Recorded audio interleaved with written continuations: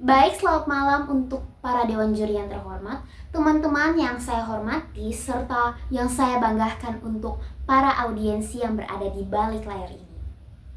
Pada hari ini izinkan saya untuk membagikan sebuah pandangan penting yang masih berada di sekitar kita, namun seringkali kita melupakan hal ini, yaitu sampah plastik.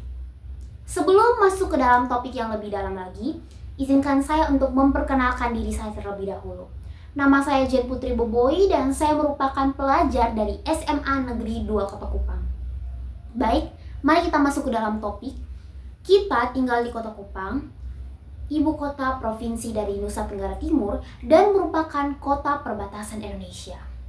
Kupang berada di garis depan yang menghadap langsung dengan dua negara tetangga, yaitu Timor Leste dan juga Australia.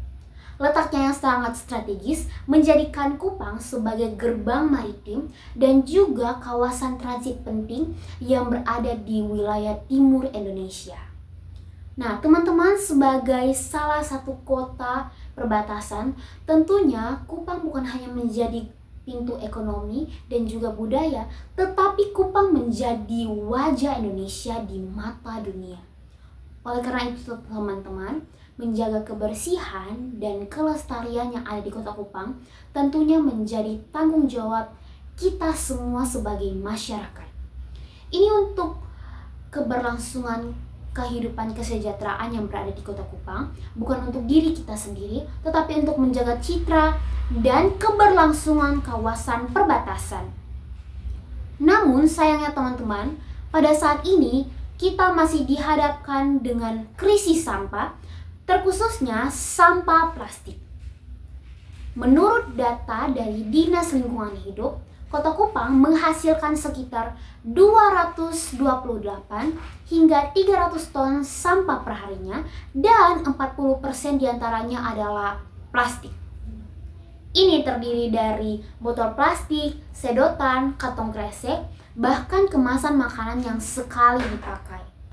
Dari semua sampah ini teman-teman, tidak semua sampah dapat dikelola dengan baik. Oleh karena itu, ada sebagian yang berakhir di selokan, sungai, atau bahkan ada yang terbawa angin ke laut. Teman-teman, plastik bukan hanya dapat mengotori atau mencemari lingkungan, tetapi juga plastik dapat menjadi sebuah ancaman jangka panjang bagi keberlangsungan makhluk hidup. Mengapa hal itu bisa terjadi? Karena plastik tidak dapat terurai dengan waktu yang singkat, bahkan memiliki waktu sekitar 100 tahun lebih untuk dapat terurai dengan baik. Bahkan plastik juga dapat berubah menjadi mikroplastik dan juga partikel kecil yang sudah masuk di dalam minuman yang kita minum, air laut atau ikan laut, atau bahkan udara yang saat ini kita hirup. Teman-teman, masalah ini akan semakin lebih serius apabila banyak di antara kita yang belum memiliki literasi tentang sampah yang memadai. Oleh karena itu teman-teman, literasi sampah adalah sebuah kemampuan di mana kita dapat memahami jenis, dampak, dan juga cara pengelolaan sampah dengan benar. Misalnya, kita dapat mengetahui bahwa botol plastik dapat didaur ulang. Kantong kresek hanya akan menjadi limbah saja, dan juga kita dapat menyadari bahwa membakar sampah sembarangan hanya akan menimbulkan zat beracun seperti dioksin. Nah, teman-teman, tanpa adanya literasi yang baik, maka kita kecenderungan untuk membuang sampah tanpa harus memilah. Menurut kita, ini adalah hal yang sudah selesai.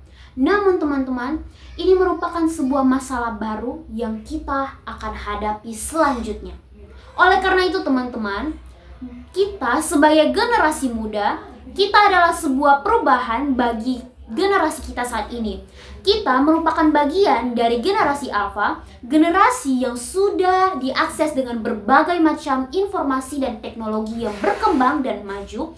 Maka dari itu, mari kita gunakan untuk menyadari kesadaran lingkungan. Oleh karena itu teman-teman, marilah kita mengajak keluarga, saudara, sahabat untuk menjadi orang yang ramah lingkungan. Marilah kita menjaga lingkungan dari sini, dari sekarang, dan untuk kita. Sekian dari saya, terima kasih.